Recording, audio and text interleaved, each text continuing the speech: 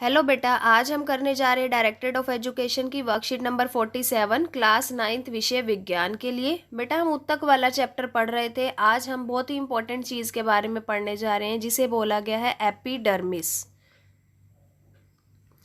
ज्ञान ने पूछा, जिज्ञासा दीदी एक पौधा अपनी रक्षा कैसे कर पाता है? तो बेटा ये क्वेश्चन बहुत अच्छा है ज्ञान का कि हम तो अपनी रक्षा कर लेते हैं, हम गतिमान हैं, हम चल सकते हैं, हम अपने आप को घायल अवस्था में है तो उस पर दवाई भी लगा सकते हैं। लेकिन एक पौधा जो है जो एक ही जगह पर स्थिर रहता है, जिसके ना हाथ है ना ही सोचने का कुछ काम कर सकता है, तो बेटा वो अपनी रक्षा कैसे करेगा? तो आइए देखते हैं जिज्ञासा दीदी ने पौधों की सुरक्षा के लिए क्या बताया। ज्ञान, इस कार्य को करने के लिए पौधे में संरक्षी उत्तक होते हैं। क्या होते हैं बेटा? संरक्षी उत्तक। अब ये संरक्षी क्यों बोलते हैं? ये पौधों को पूरी तरह से ढक लेते हैं और पौधों की रक्षा करते हैं। ठीक है, तो संरक्षी उत्तक क्या है बेटा? जो पौधे को ढकते हैं और उनकी रक्षा करते हैं। कौन कौन से हैं संरक्षी उत्तक हमारे पास यहाँ पर? एपिडर्मिस, स्टोमेटा और कोर्क। तो आइए संरक्षी उत्तक के बारे में पढ़ें। पहला देखिए एपिडर्मिस। पौधे के सभी भाग जैसे फूल, पत्ती, तना, जड़, सभी की बाहरी कोशिकाएं जो हैं एपिडर्मिस से ढकी होती हैं बेटा। और ये कैसी होती हैं? चपटी होती है। ये क्या करती है, क्या काम है इनका? बेटा जब ये ढक लेती हैं सबको तो इनके बाहरी भागों पर एक जल प्रतिरोधी परत बन जाती है जो किस चीज़ की बनी होती है? क्यूटिकल की।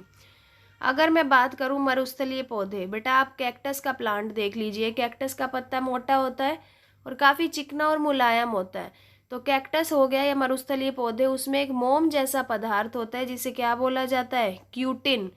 क्यों होता है बेटा ये मोम जैसा चिकना? ताकि जल की हानि ना हो और परजीवी और कवक इस पर हमला ना कर सके। और बेटा ये जो मोम जैसी परत होती है ये वाष्प उत्सर्जन को रोकती है। वाष्प उत्सर्जन मतलब कि पत्तियां पहले ही मरुस्थल में पानी की कमी है और अगर वाष्प उत्सर्जन हो गया तो वहां पर से और भी जल की हानि हो जाएगी। तो बेटा इस परत का काम क्या है? वाष्प उत्सर्जन को नियंत्रित करना। अगर मैं बात करूं जड़ों की, तो जड़ों में भी तो एपिडर्मिस है। तो बेटा जड़ों की जो एपिडर्मिस कोशिकाएं हैं उनमें बालों जैसे कुछ प्रवर्ध होते हैं और वो बाल क्या करते हैं बेटा? पानी के सोखने की क्षमता को बढ़ाते हैं ताकि जड़ें भूमि से ज़्यादा पानी लें और किसको दें? पत्तियों को। और पत्तियों पर ये मोम जैसा कवच क्या करे? पानी को बाहर जाने से रोके। तो मेन इनका पर्पस क्या है बेटा? पौधे की रक्षा करना, पौधे से जल के नुकसान को रोकना। दूसरा देखते हैं हम बेटा स्टोमेटा के बारे में। स्टोमेटा या रंध्र भी बोला जाता है बेटा। ये पत्ती की एपिडर्मिस में छोटे छोटे छिद्र होते हैं। तो अगर हम पत्ती की निचली सतह को माइक्रोस्कोप में सूक्ष्मदर्शी में देखें तो बेटा पत्ती की निचली सतह पर छोटे छोटे छिद्र होते हैं। इन छिद्रों को क्या बोला जाता है? रंध्र। ये किस आकार में होते हैं बेटा? वृक्क के आकार में, ऐसे मिलेंगे ये आपको। ठीक है, ये हमारा रंध्र होता है। वृक्क यानी किडनी, ये हमारी गुर्दे के आकार की होती है कोशिकाएं बेटा। और ये बीच में आपका रंध्र है। ठीक है, ये आपका रंध्र है और ये क्या है? इसकी रक्षी कोशिकाएं। क्या होती हैं ये? रक्षी कोशिकाएं। क्या काम करती हैं बेटा? ये रंध्र को बंद करती हैं और खोलती हैं। आखिर इन रंध्रों का कार्य क्या है बेटा? ये रंध्र जो है ये वायुमंडल से पौधों में गैसों का आदान प्रदान करेंगे और वाष्प उत्सर्जन करेंगे। तो ये बेटा रंध्र के दो कार्य हैं। वायुमंडल से कार्बन डाइऑक्साइड लेता है ये और ऑक्सीजन देता है। दूसरा, जब भी पौधे में अतिरिक्त जल हो जाता है तो ये रंध्र खुल जाते हैं और जल का वाष्प के रूप में उत्सर्जन करते हैं। ठीक है बेटा। थर्ड है हमारा कोर्क। पौधे की लगातार वृद्धि के कारण जड़, तना, इनमें एपिडर्मिस एक दूसरे उत्तक में बदल जाता है बेटा जिसको बोलते हैं कोर्क।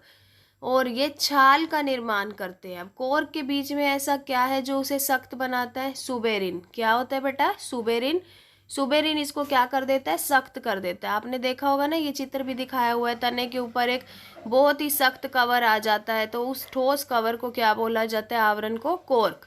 अब ये कोर्क करती क्या है? क्या कार्य है इसका? तो बेटा कोर्क का कार्य है छाल को हवा और पानी के लिए अभेद बनाना। हवा और पानी हमारे पौधे पर कोई भी प्रभाव ना डाल सकें, उसके तने को नुकसान ना पहुंचा सकें, तो ये छाल जो सुबेरिन की है ये वो कार्य करती है। हाँ, ये बेटा इसकी अभ्यास करें।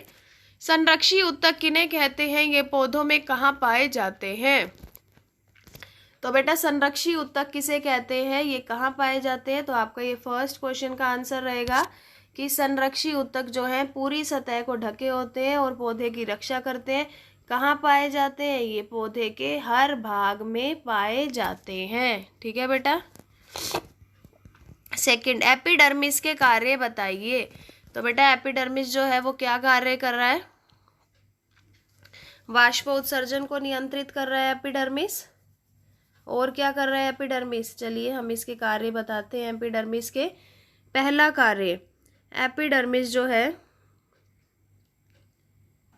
पौधों को जल की हानि और परजीवी कवक से रक्षा करता है। फर्स्ट कार्य हो गया आपका।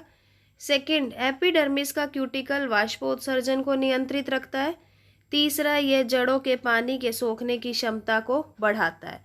तो बेटा ये तीनों आपके फंक्शंस हो गए हैं किसके? एपिडर्मिस के। ये आपका थर्ड का आंसर रहेगा। थर्ड में आपने ये तीनों के तीनों क्या लिखने हैं? कार्य लिखने हैं। ठीक है, थर्ड में नहीं, सॉरी, सेकंड क्वेश्चन है ये आपका। तो ये सेकंड में आपको तीनों पॉइंट देने बेटा। ठीक है, थर्ड क्वेश्चन देखिए, स्टोमेटा कहाँ होते हैं, इसके दो कार्य बताइए। तो बेटा स्टोमेटा कहाँ पर होते हैं? पत्तियों में छोटे छोटे छिद्र होते हैं, उसको क्या बोला जाता है? स्टोमेटा। तो आपका ये थर्ड क्वेश्चन रहेगा। थर्ड क्वेश्चन में आपने बताना है कि पत्तियों में होते हैं ये, और इनका कार्य लिख देना है बेटा आपने। ठीक है। फोर्थ क्वेश्चन, कोर्क के सख्त होने का कारण। तो बेटा कोर्क क्यों सख्त होता है? अभी मैंने बताया था, सुबेरिन नामक रसायन के कारण। और ये क्या कार्य करता है? हवा और पानी के लिए उसे क्या बनाता है? अभेद। तो बेटा आज की वर्कशीट अगर आपको अच्छी लगी, पता लग गया इससे आपको कि हाँ पौधे जो हैं उनको क्या होता है कि पौधे जो हैं वो भी अपनी रक्षा कर सकते हैं, उनके पास भी संरक्षी ऊतक होते हैं। तो आप इसे अपने फ्रेंड्स के साथ शेयर कीजिए। हमारे चैनल लर्निंग लाइट को सब्सक्राइब कीजिए। बेल आइकन को प्रेस करना ना भूले बेटा, ताकि हर वर्कशीट का नोटिफिकेशन आपको टाइम से मिल सके। थैंक यू बेटा। Stay safe, stay healthy.